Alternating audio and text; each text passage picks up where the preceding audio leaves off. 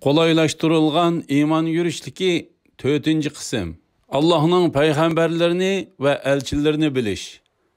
Abduri Şeyh Muhammed el-Cibali. 2. bab. Peygamberlerinin sani. Tunci ve en ahırkı peygamber. Tunci peygamber. Adem aleyhisselam tunci insandır. Allah subhanahu ve teala onu öz kolu bilen yaratkan. Sure Sad 75. ayet. Allah subhanahu ve teala Adem aleyhisselamның qovurğısıdan onun ayalını yaratkan. Şundaqla Allah subhanahu ve teala barlıq insanlarını Adem aleyhisselam bilen onun ayalının püştüdün yaratkan. Şu veciden Adem aleyhisselam barlıq insaniyetinin boğusudur. Qadimki devirlerde insanların boy besti tolumu yoğan idi ve bizlerge seliştirganda nahayet uzun ömür göretti. Resulullah sallallahu aleyhi ve sellem bizge Adem aleyhisselamның 960 yıl ömür görgenlikini haber kıygan. Şundaqla Nuh aleyhisselamı 1000 yılga yıkın ömür görgen. Adem aleyhisselam tolumu ilgiz kişi bulup, bugünkü ölçem boyunca onu gigant Adem deyişki buludu. Ebu Hureyre radiyallahu anhu Resulullah sallallahu aleyhi ve sellem'nin şundaq degenlikini rivayet kıygan.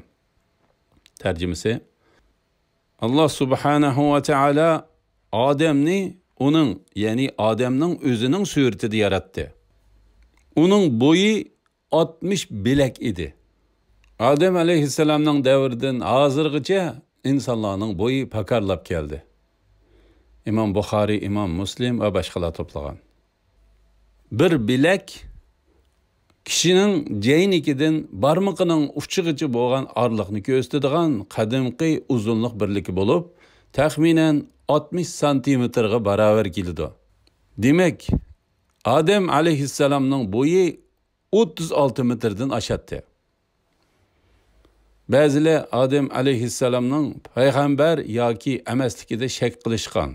Ama Peygamberimiz Muhammed sallallahu aleyhi ve sellem bizge Adem aleyhisselamның peygamber yani tuncu peygamber ekanligidan xabar bergan.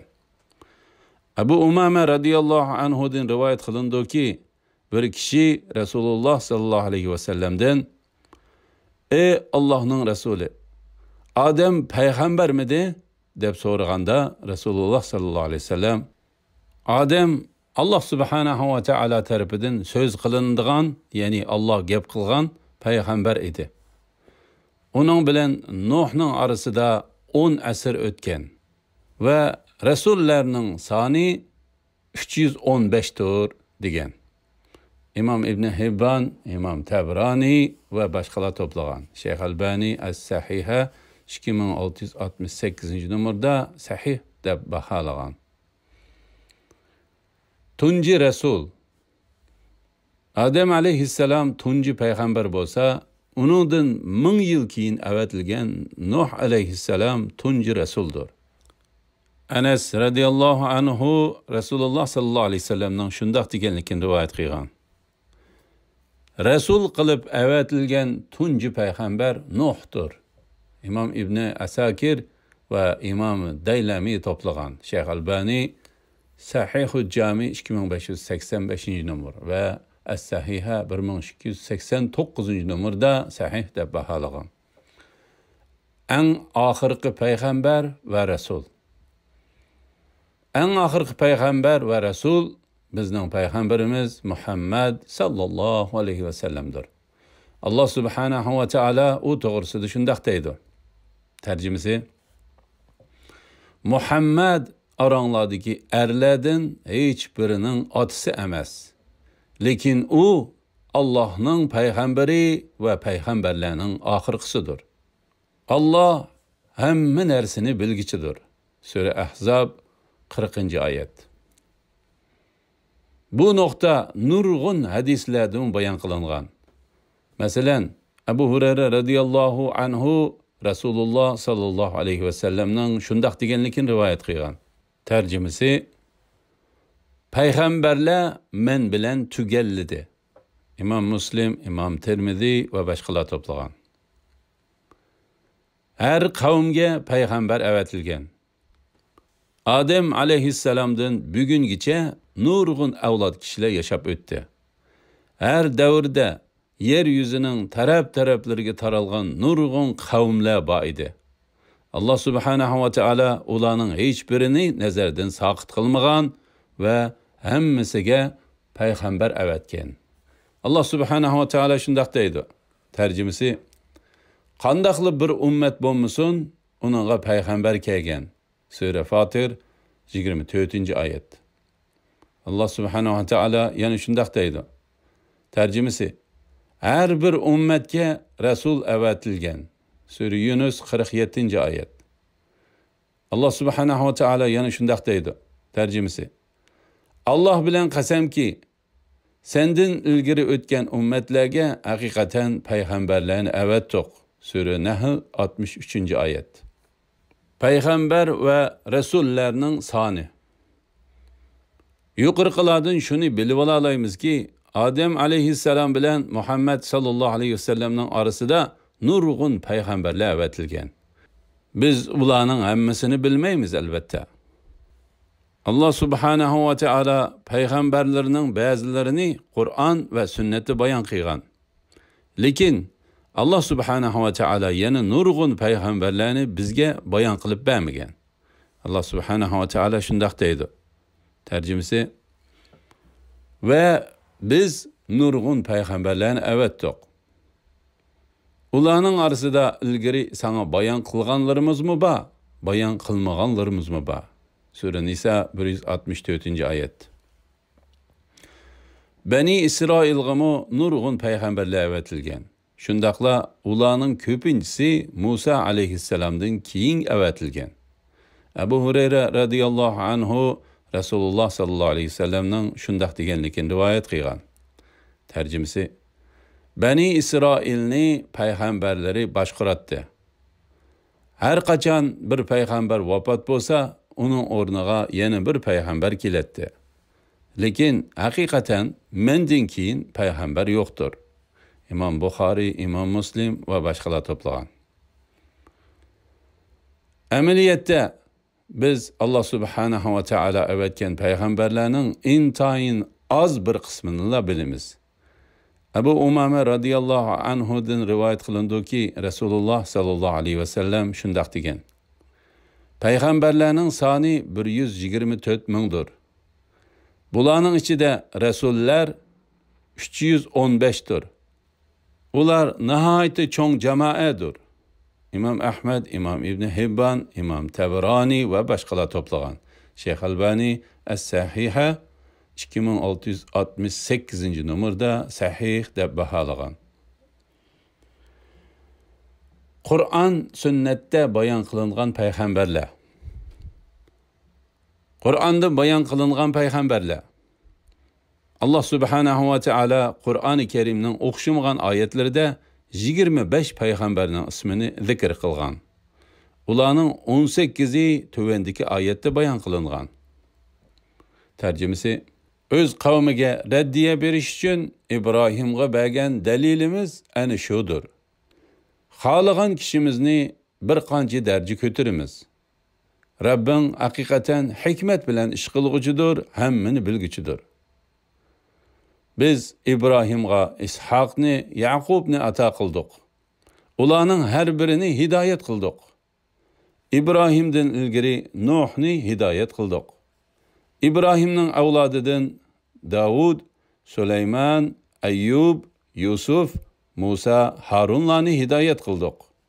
Yaxshi ish qilguchilarni mushundaq mukofotlaymiz. Zakariya, Yahya, İsa ve İlyaslarni hidayet qildik. Ularning hammasi yaxshilardandir. İsmail, İlyasa, Yunus ve Lutlarni hidayet qildik. Ularni öz zamanidagi tamami jahan ahlidan üstün qildik. Sure An'am 86. ayet. Fakat hadisdila tilga ilingan peygamberler. Allah subhanahu ve teala Kur'an-ı Kerim'de iki peygamberinin ismini tilga almasdan xabar bergen. Ularning ismi faqat sünnetla bayan qilingan. Bu peygamberler Hızır ve Yuşa aleyhisselamlardır.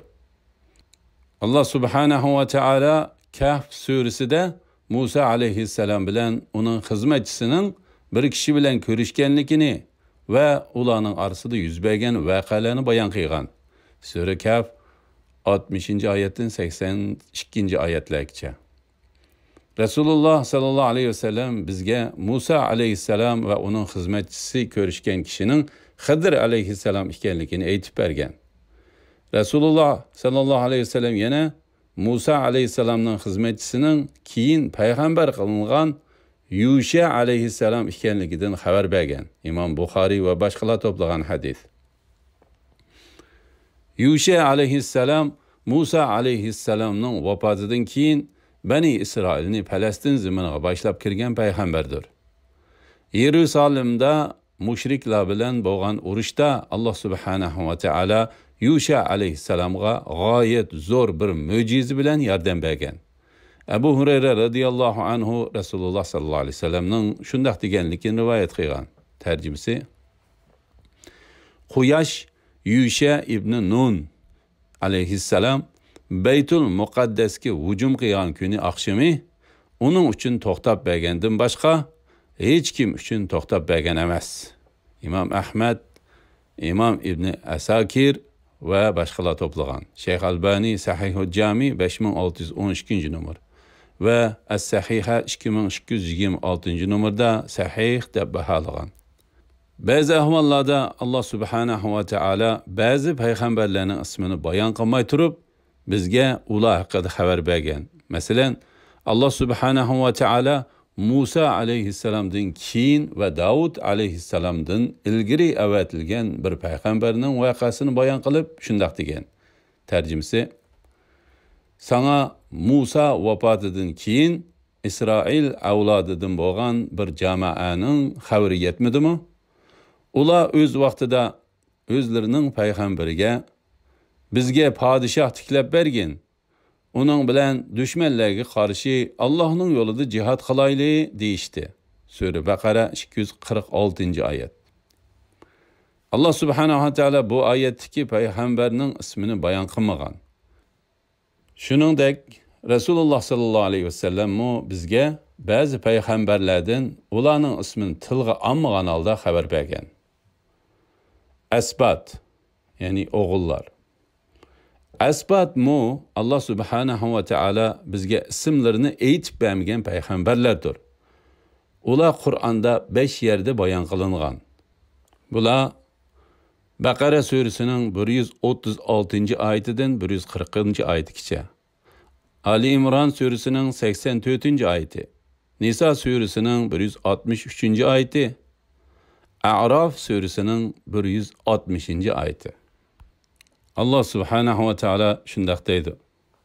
Tarjimasi: Ey Muhammad sallallohu alayhi vasallam, biz Nuhga va uningdan keyingi payg'ambarlarga vahiy qilgandek, haqiqatan sana vahiy qildik. Hamda İbrahimga, İsmailga, İshaqqa, Yaqubga va Asbatga, ya'ni Yaqubning avlodlariga, Isaga, Ayyubga, Yunusga, Harunga, Süleyman'a vahiy qildik.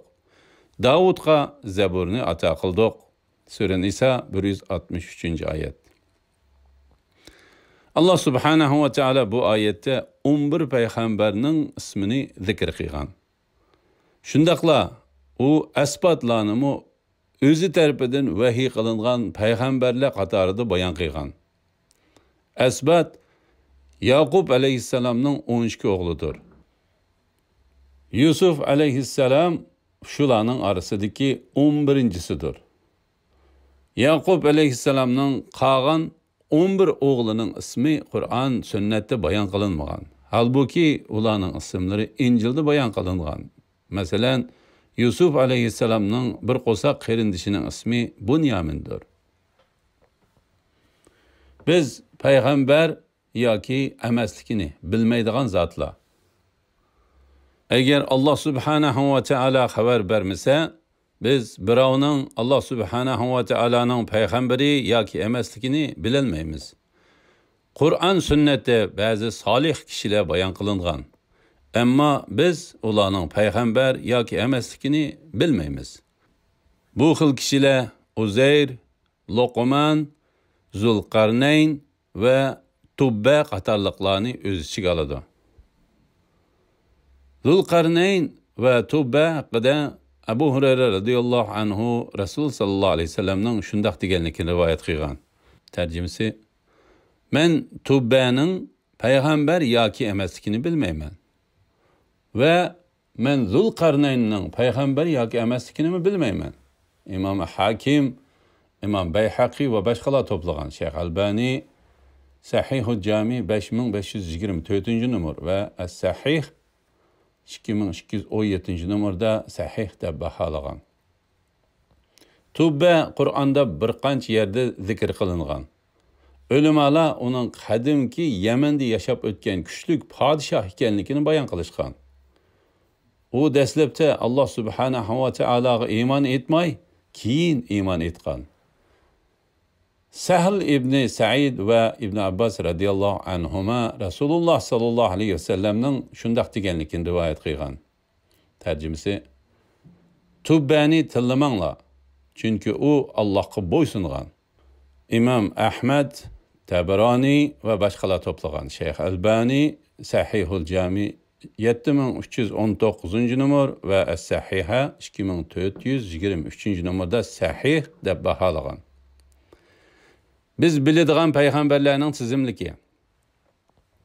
Tövende o'qiydiganimiz jadvaldagi Qur'on sunnatda bayon qilingan payg'ambarlarning ismlarini o'z ichiga oladi.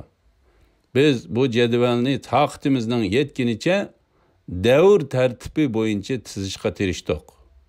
Ve Qur'onda bayon qilinmay faqat hadis tilga ilingan payg'ambarlarning ismining yeniga yulduz belgisini qo'ydik.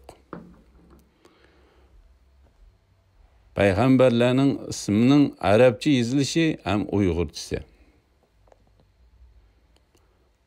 Adem aleyhisselam, İdris aleyhisselam, Nuh aleyhisselam, Hud aleyhisselam, Salih aleyhisselam, İbrahim aleyhisselam, Lut aleyhisselam, İsmail aleyhisselam, İshak aleyhisselam, Yaqub aleyhisselam, Yusuf aleyhisselam, Şuayb aleyhisselam, Ayyub aleyhisselam, Zulkifl aleyhisselam, Musa aleyhisselam, Hıdır aleyhisselam, Harun aleyhisselam, Yuşa aleyhisselam, Davud aleyhisselam, Süleyman aleyhisselam, İlyas aleyhisselam, El-Yasa aleyhisselam, Yunus aleyhisselam, Zekeriya aleyhisselam, Yahya aleyhisselam, İsa aleyhisselam, Muhammed sallallahu aleyhi ve sellem.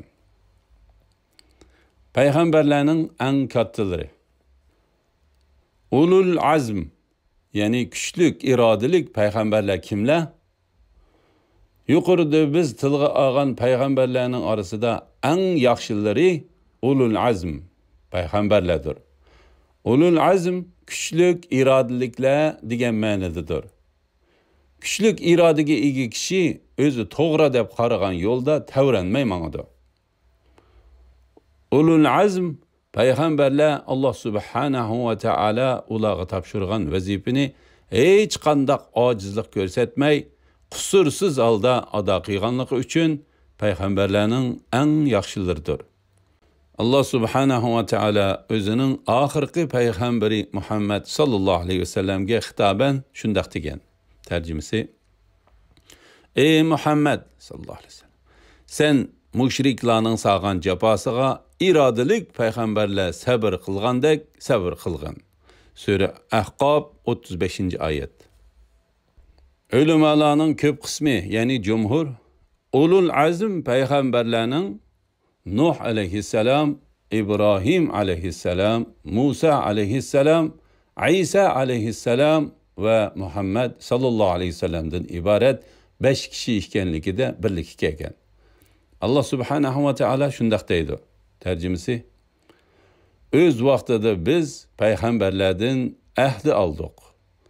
Sendin, Nuhdin, İbrahim'den, Musa'dan, Meryem oğlu İsa'dan mahkam ahdi aldık. Sure Ahzab 7. ayet. Bu 5 nefer iradelik peygamberinin ismi Şuara suresinin 13. ayetida mı bayan kılıngan.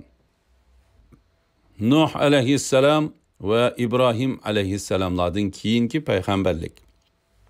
İradelik peygamberlerinin dastlabki ikkisi Nuh aleyhisselam bilan İbrahim aleyhisselamlardır.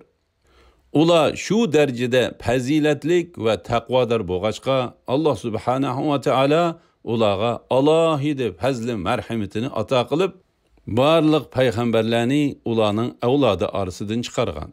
Allah subhanahu ve taala shundoq deydi.